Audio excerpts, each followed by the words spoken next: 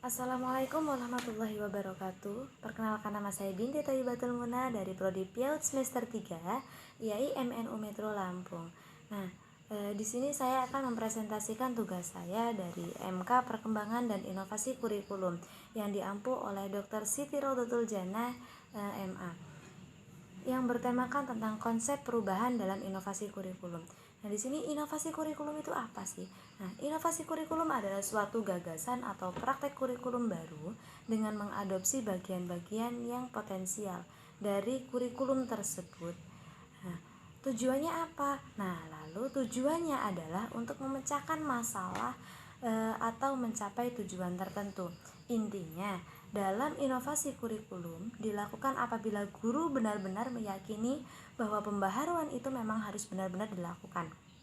Lalu dalam pembaharuan kurikulum mencakup semua aspek kurikulum seperti mata pelajaran, isi, proses belajar mengajar, metode pengelolaan waktu yang lebih baik, dan perolehan hasil belajar siswa tentunya yang lebih baik lagi. Lalu kemudian konsep dan inovasi pengembangan kurikulum. Nah, jadi dalam pengembangan kurikulum ini terdapat konsep-konsepnya, yakni terdiri dari 4 macam. Yang pertama adalah asas filosofis, yang kedua ada asas psikologis, yang ketiga ada asas sosiologis, dan yang keempat adalah asas organisasi. Nah, yang pertama ada asas filosofis yang berkenaan dengan sistem nilai, pandangan, dan norma suatu masalah. Nah, yang kedua adalah asas psikologis yang berkenaan dengan cara belajar siswa dan faktor yang menghambat. Yang ketiga adalah asas sosiologis. Nah, di sini berkenaan dengan penyampaian kurikulum dalam masyarakat apabila sudah sesuai atau belum terhadap tuntunan masyarakat. Yang terakhir, yang keempat adalah asas organisasi, yakni di sini berkenaan dengan bentuk penyajian bahan pelajaran. Nah, dari konsep-konsep tersebut.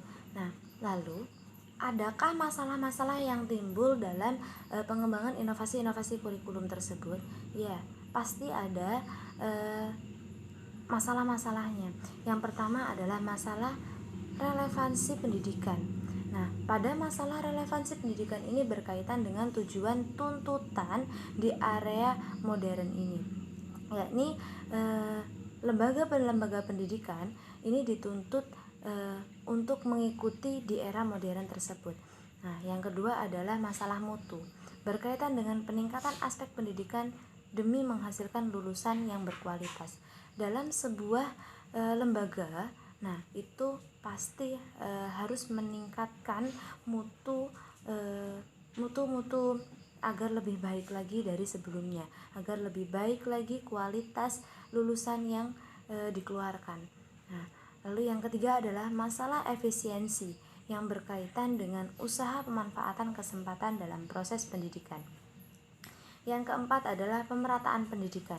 Nah, lalu untuk membangun masa depan bangsa supaya lebih maju melalui optimalisasi pengembangan pendidikan anak usia dini dibutuhkan beberapa aspek pendukung. Nah, apa saja sih aspek pendukung bagi anak usia dini? Yakni yang pertama adalah peran orang tua, karena orang tua adalah pendidikan utama dalam pada anak usia dini. Yang kedua ada lingkungan, faktor lingkungan pun dapat berpengaruh. Yang ketiga ada pendidikan formal, dan yang keempat ada pemerintahan. Mungkin cukup sekian presentasi dari saya, kurang dan lebihnya saya mohon maaf yang sebesar-besarnya. Wabillahi taufik wal hidayah. Wassalamualaikum warahmatullahi wabarakatuh.